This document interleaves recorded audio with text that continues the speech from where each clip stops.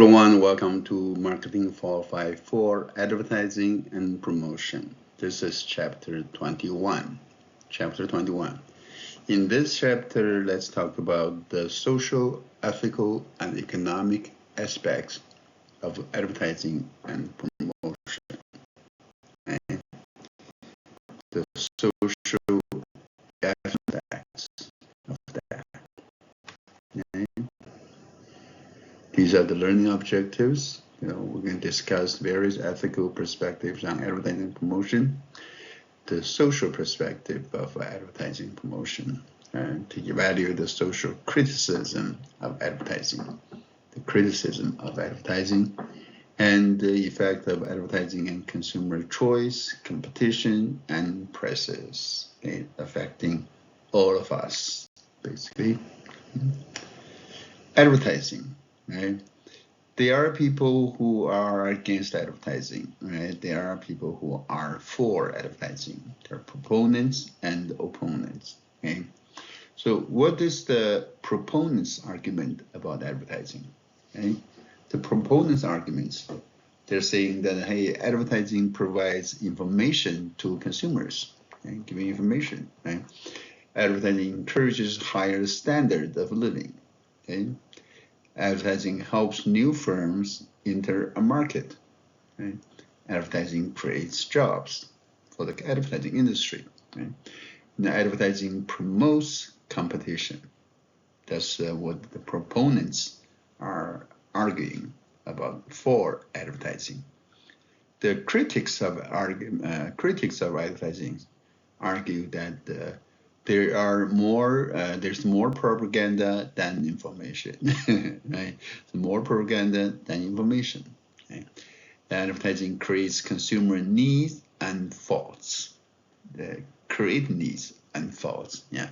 In other words, we don't need them. They don't need them. Right? They don't need those products. And advertising promotes materialism, insecurity, and greed. Materialism, insecurity, and greed. Yeah, those are the arguments from the critics. What do you think? Yeah. There's no right or wrong answer, of course, and you may agree with either side, or maybe some of both. I think, in my opinion, actually, I think both arguments, some of them, both sides may make sense. Yeah. There are certain things. It's not that clear cut, seems to me. Okay. Of course, I may be biased. I'm a marketing professor teaching advertising. Okay. And there are ethic issues in advertising and promotions. Ethic issues. What is ethics? Ethics in advertising and business. Ethics is the moral principles and values that govern actions and decisions of an individual or group, right? Moral principles and values that governs our actions and decisions of individuals or our group, right? Marketing or promotion actions may be legal but unethical. Careful, okay? You could be legal to advertise and promote, but it's not ethical, okay? So marketers must base decisions on ethical considerations. Right? This ad on the right, is the menthol. Menthol cigarettes. I think they still have it, right? I haven't checked. Menthol cigarettes have been heavily advertised to Black Americans community in the past, such as in this Newport ad. Right? Newport ad. Many communities now ban menthol cigarettes completely. Okay, that's ethics. Right? Advertising, the criticism of advertising says that the advertising is untruthful or deceptive. Okay? Untruthful or deceptive. In general, there's a general mistrust of advertising. We have to say that's probably true. There is a mistrust of advertising in general. Okay? Deception can occur subtly based on consumers' perceptions and beliefs. Subtly. deception can occur subtly, okay, without being noticed, okay. And advertising is untruthful or deceptive because it exists more at a local level and in internet fraud, in telemarketing, and other forms of direct marketing.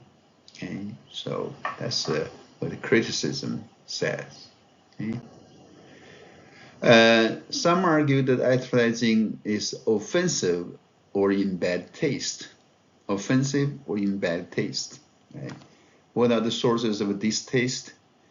Certain type of products or services, like a personal hygiene product or condoms, you know, there could be source of distaste. The type of appeal or manner of presentation. Remember the type of advertising appeal we discussed earlier chapters about types fear appeals, for example, fear appeals. Okay, and many broadcast networks now accept ads for condoms during prime time that promote health-related issues. You know, saying, hey, you know, they could lead to unprotected, could lead to AIDS, right? The tone of this Trojan advertising is informational and provides facts and figures designed to raise viewers' consciousness and awareness about the potential consequences of unprotected sex. Okay, as a number here, 1 out of 4 people with HIV don't tell their partners because they don't know. So use condom every time. That's what the ad says. Okay? Advertising as offensive or bad taste. Okay? And sex appeals. Sexual appeals is another thing. Okay? Suggestiveness and or nudity receive more criticism. You know, suggestiveness in ad and nudity received more criticism. Right? It can demean woman or man. Okay, demean woman and man. Sexy ads gain attention and free exposure through publicity and word of mouth. They get attention, they gain free exposure. When we talk about the sexual appeal, remember, sex appeal does not persuade people as much, but they do what? They do get attention. Right? So they're good at attention getting, but really not that good at being persuasive. Okay? More women than men believe they promote decline of moral and social values. More women think so. The sex appeals promote decline of moral and social values. Yeah. This one is a billboard for Air Asia. Air Asia. Actually, I flew on that airline many years ago while I was in Asia. It's a very popular airline in Asia. This billboard shown was no doubt designed to draw attention to the fact that the airline offered the cheap airfares to this, Phuket, Thailand, or Phuket, Thailand place, right? Albeit in a shocking manner. Right? Cheap enough to say, this place I'll go by Asia Airlines, right? I'm sorry, Air Asia. Okay? Sex appeals, right? And Calvin Klein started pushing the limits with this ad on the left in 1981. This ad aired when Brooke Shields, the lady there, Brooke Shields, she was only 15, which was considered too young for sexually suggestive ads. It's almost like a child, right? Our child. Right? Abercrombie and Fitch, the ad on the right, A&F, Abercrombie and Fitch's catalog were criticized over the use of sex and nudity. Okay? In this ad, the retailer promoted this Christmas catalog with an advertisement across the plastic covering stating 280 pages of sex and Christmas fun. Right? I think that's too much, you know, especially you associate Christmas with that. Okay? And advertising as offensive or bad taste, there is a type of advertising called shock advertising. Shock advertising. People get shocked. Yeah, get shocked. Right? Either using nudity, sexual suggestiveness, or other startling images to get the consumer's attention. Okay? Pressure to get noticed. There's pressure to get noticed. It can be employed by cost marketing. Yeah, cost marketing. Yeah, this one on the right is kind of like shocking. Okay, it's a turtle. Its mouth is stuck by the straw, and it seems to be life-threatening. Okay, life-threatening to turtle. Not all shock ads are designed to gain one's attention to commercial products. Here, this ad is actually by Greenpeace. Greenpeace uses cost marketing to ask people to rethink their use of plastic straws, as they can harm animals and environment. Okay? This is quite a shocking ad to me. Okay? It said here, Greenpeace, don't suck the life from our oceans. Yeah. Advertising and children, advertising towards children is the most popular medium for advertising towards children is TV and the internet, as you can imagine. Right? Kids love to watch TVs, right? Advertisers target children because the ads influence their purchases and other family members' purchases, the parents' purchases. Okay? This is an opportunity to create lifetime customer.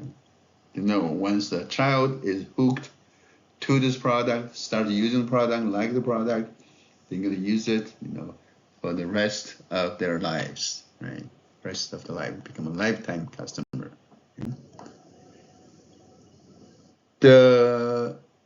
The criticism of advertising and children, right? Criticism, people argue that the children lack knowledge and skills to evaluate advertising claims, and children cannot differentiate between programs and commercials, right?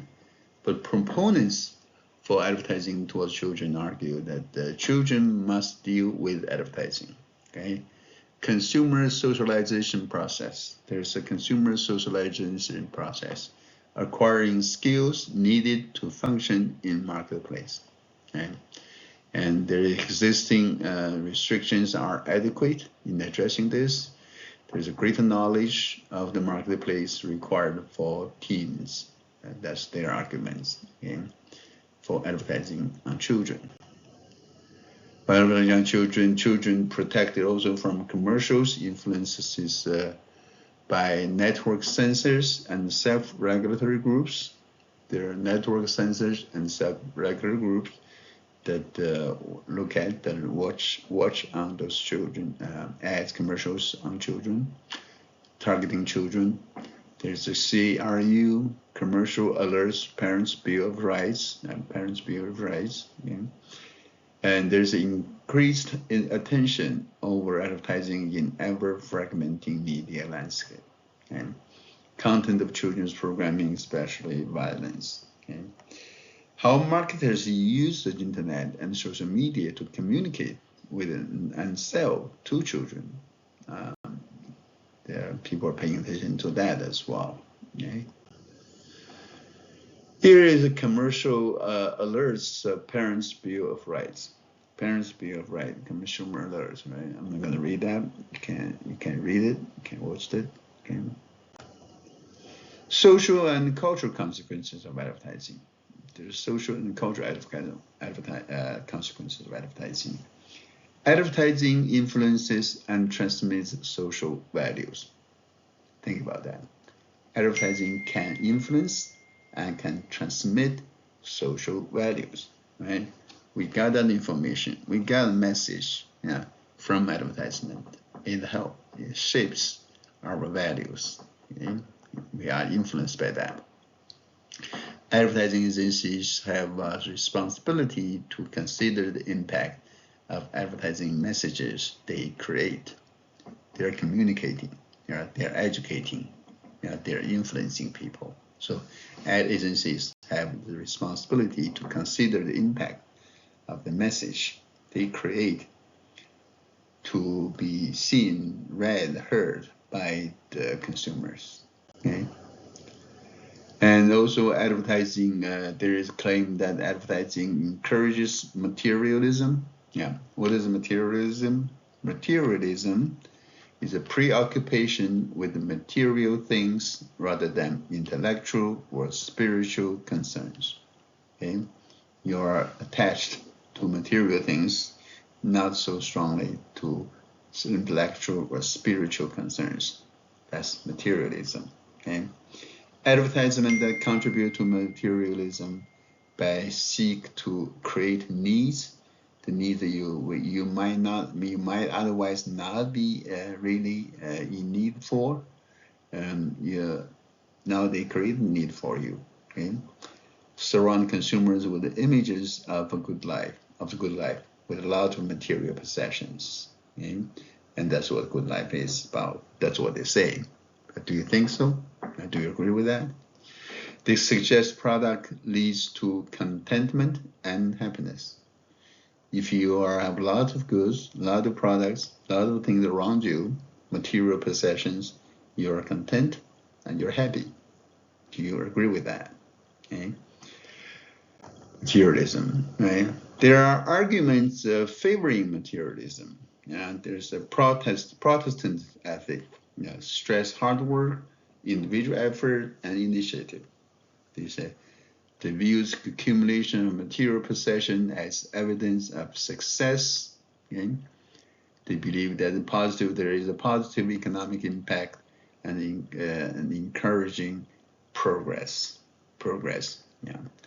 And does not rule out interest in intellectual, spiritual, or cultural values. They say we can have intellectual, spiritual, or cultural values, and in addition to material possessions. Okay? And they argue that they say advertisements only reflect values of society, not shape them. They're saying we're not shaping the values of society. We're just reflecting whatever values the society has. Okay? Advertisement only reflect values, not shape them. That's their argument. Okay? Do you agree with them or not? It's up to you. Okay? There's no right or wrong answer here. Okay? Advertising for products such as expensive automobiles, like the one shown here in this ad, is a Maserati ad. Okay? It's a luxury goods like clothing, jewelry, and alcoholic beverages. It is often criticized for promoting materialistic values. Okay? Advertising makes people buy things they don't need. Another criticism. Advertising makes people buy things they don't need. Okay? The critics say advertising should only provide information useful in making purchase decisions, not persuade. And not persuade. It just provide information. Proponents argue that the advertising is informational in nature. Advertising should not be limited to dealing with the basic functional needs, but also our other needs, right? Consumers are free to choose. They say consumers are free to choose. What do you think? What's your opinion on this? Okay.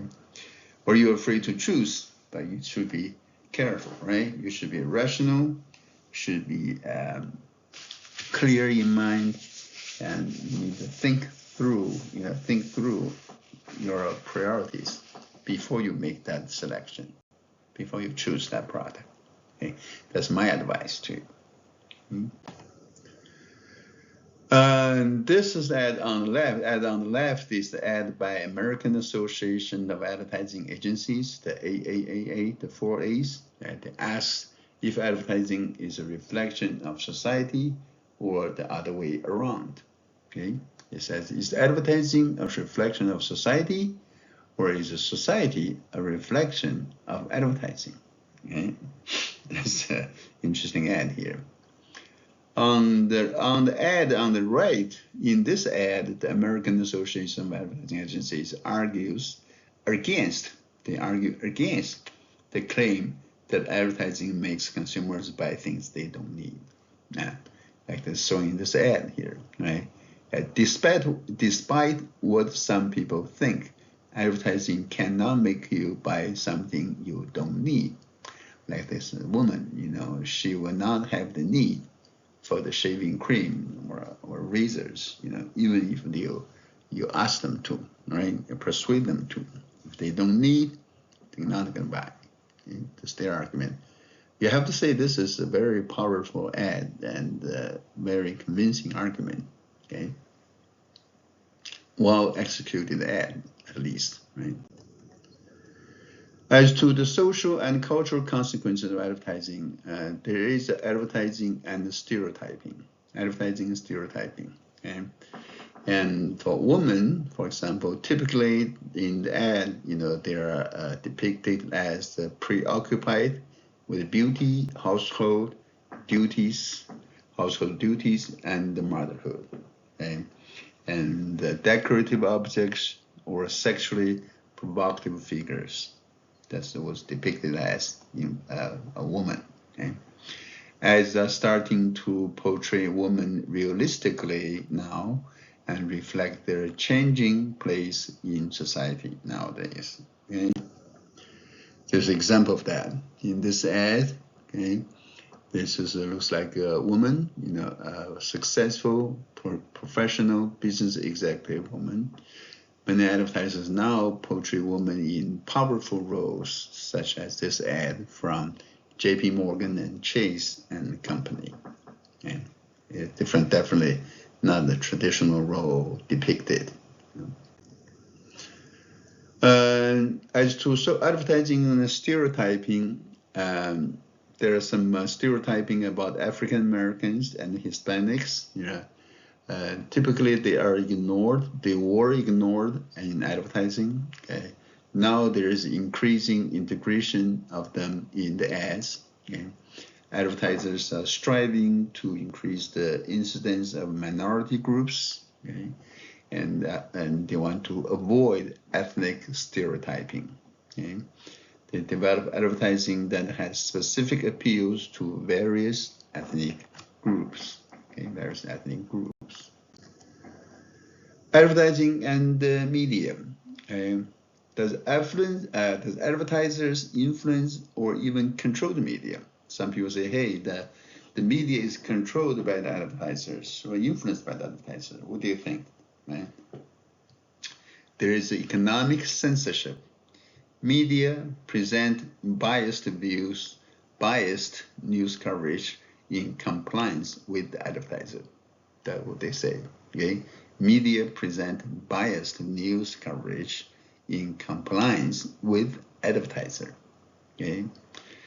The arguments supporting advertiser-controlled media, they're saying that the ads are primary source of revenue for newspapers, as primary source of revenues for newspapers, magazines, television, and radio. So advertisers influence programming decisions. Yeah, that's what they're saying. Okay. Also, there are arguments against advertiser-controlled media, saying that the media must retain public confidence by being fair, accurate, and truthful. And advertisers need media more than media needs any one advertiser. Okay, they argue advertisers need media more. Advertisers need media more than the media needs any advertiser. Okay? Magazine and newspaper publishers do not allow advertiser pressure to influence editorial content. There's a clear line separating the editorial department and the sales department. Okay. Loss of advertising in media leads to higher subscription costs for print media and increased rates of cable and satellite TV. So if you don't have advertising there, then to watch TV, to read newspapers, you have to pay more in subscription and the rate you pay for your TV. That's the argument here. Okay. In this ad, International Advertising Association, okay, part of a campaign by this IAA, explains how advertising lowers the cost of print media for consumers. Okay. It says here, without advertising, your newspaper would cost you a bundle. Okay. Cost you a bundle. Said, did you know that every ad in your newspaper helps pay for the rest of the essential pages? The fact is, your paper would cost you about $5 a day without advertisement, a price that would make news indeed. Okay? Advertising, that's the way it works. That's what this federation says. Okay?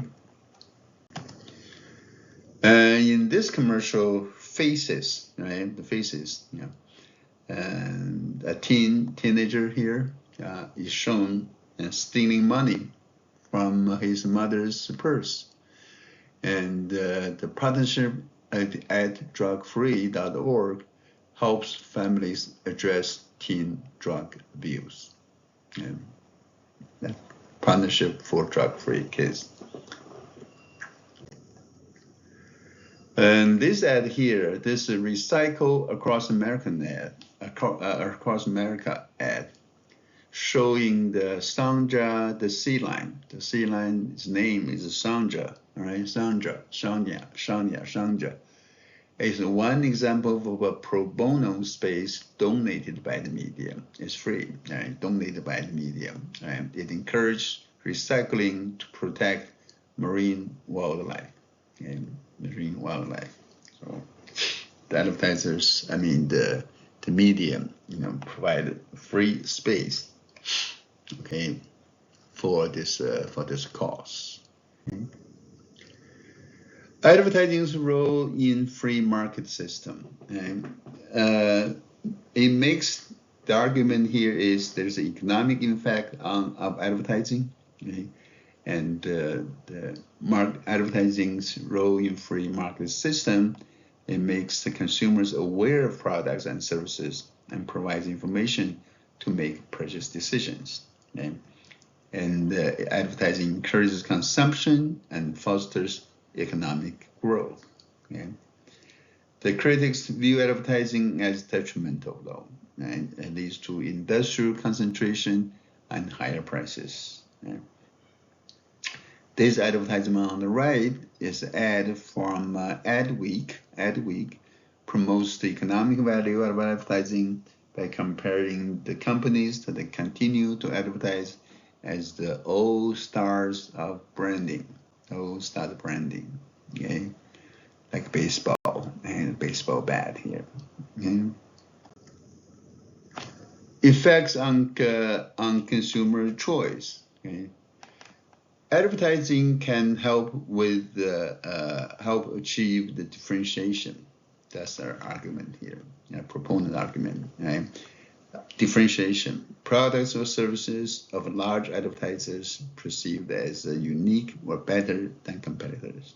And it helps build brand loyalty. And advertising generally does not create brand monopolies. And this is their argument here. Okay? The opportunity to advertise gives companies the incentive to develop new brands and improve their existing ones. Virgin Atlantic Airways, by Chair Richard Branson, acknowledges in this ad that print, television, and radio messages have replaced skywriting. And more than $40 million advertising dollars later, no one has shed a tear for rubber chickens. Rubber chicken. Right? And this is the ad. Okay. Large firms with a huge advertising budget, some argued that the advertising has effects on competition because large companies with a huge advertising budget can act as a barrier to entry, resulting in less competition and higher prices. And the large companies can achieve economies of scale, lower production costs, and allocation of more money to advertising. But defenders said that it's unrealistic to attribute firms' market dominance and barriers to entry solely to advertising. Okay? That's what defenders said.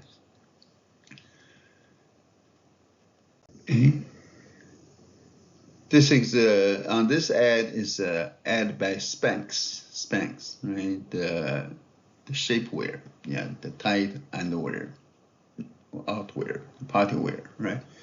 Spanx has been successful, even with very little advertising. They still do not advertise a lot. Right? This billion-dollar company was started without a single cent being spent on advertising, primarily because the founder, Sarah Blakely, did not have any money. Blakely relied on word of mouth to buy it. Right? This ad features an attractive woman and is designed to appeal to younger women. And they can use the word of mouth and to advertise, to promote the product. Okay, it says party ready. Looks like she's party ready. Okay. Effects on product costs and prices. The advertising's effect on product costs and prices. Critics argues that advertising increases the cost of products and services. Consumers pays for money spent on advertising through higher prices. Okay? Advertising increases product differentiation, enabling advertised brands to command premium price without higher quality. That's the critics said. Okay? Proponents argue that advertising actually lower prices, okay? Because advertising leads to economy of scale, savings are passed to consumers. Okay? Advertising also makes marketing more competitive. That's what proponents says. Okay? What do you think? Do you agree? Which one do you agree with? Okay? Again, there's no right or wrong answer. It's just a matter of fact of your opinion, right? You can make an argument for either. The economy effects, right? If we want to summarize the economy effects, advertising equals market power. It does have market power, right? It can change consumers' tastes. It can lower consumers' sensitivity to price. Okay? It can build brand loyalty among buyers of advertised brands. That is for sure. Okay? Also, advertising equals information. Advertising provides consumers with useful information. It increases consumers' price sensitivity. Actually, it increases competition in the market. Okay? And the ad industry continually promotes the value of advertising. Okay? So there are two schools of thought on advertising's role in the economy. Okay? And one school of thought says the advertising is market power. The other says advertising information. On the right, advertising information. With regard to advertising, market power says advertising affects consumer preference and taste and change product attributes and differentiates the product from competitors. On the information side, advertising informs consumers about product, but does not change the way they value the attributes. Okay? On consumer buying behavior, market power side says consumers become brand loyal and less price sensitive and perceive fewer substitutes for advertised brands. Information side, consumers become more precise, price sensitive and buy best values. Okay? barriers to entry. As to barriers of entry, market powers says potential entrants must overcome is the established brand loyalty and spend relatively more on advertising. Information side, advertising makes entry possible for new brands, right? Because it communicate product attributes to consumers. Industry structure and market power side. As to industry structure and market power side, firms are insulated from market competition and potential rivals. Okay. Information side, consumers can compare competitive offering easily and competitive rivalry increases. Okay. Actually, market conduct, market power says firms can change higher prices and are not as likely to compare on quality or price dimensions. Innovation may be reduced. Information side, more informed consumers pressure firms to lower prices and improve quality. New entrants facilitate innovation. Right? Finally, on market performance, the market power says, market power side means that the high prices and excessive profits accrue to advertisers and give them more incentive to advertise the products. Okay, and the information side says the industry prices decreases. The effect on profits due to increased competition, increased efficiency is ambiguous. Okay, it's just different views, two schools of thought on advertising's role in the economy.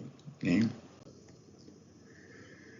This shows on the left by International Advertising Association. It's a part of a global campaign by IAA to educate consumers about the economic value of advertising.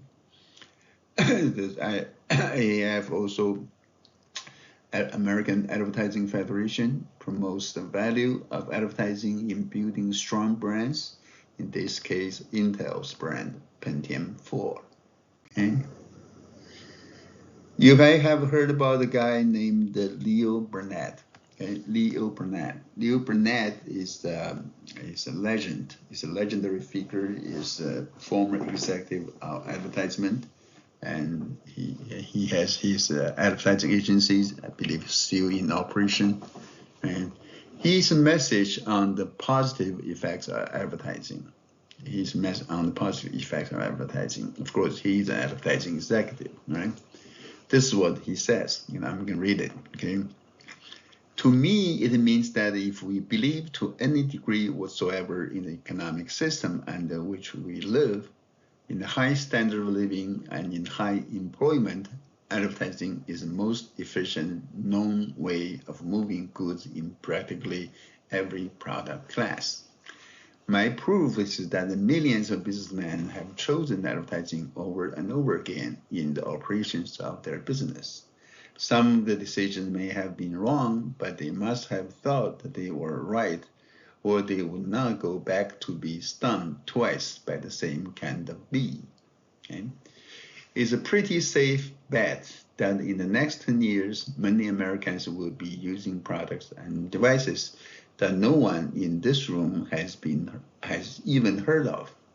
Judging purely by past performance, American advertising can be relied on to make them known and accepted overnight at the lowest possible prices. And advertising, of course, makes it possible our unparalleled variety of magazines, newspapers, business publications, and radio and television stations. It must be said that without advertising, we would have a far different nation, and one that would be much the poorer, not merely in material commodities, but in the life of the spirit. Leo Burnett. Okay? Of course, he said that when there was no internet and other media yet. Okay? So this is just some food for thought for you to consider. Okay? And this is from some old hand, in the advertising industry, a legendary figure in the advertising industry. I think that's all I have for this chapter. Thank you, and I'll talk to you soon. Bye-bye.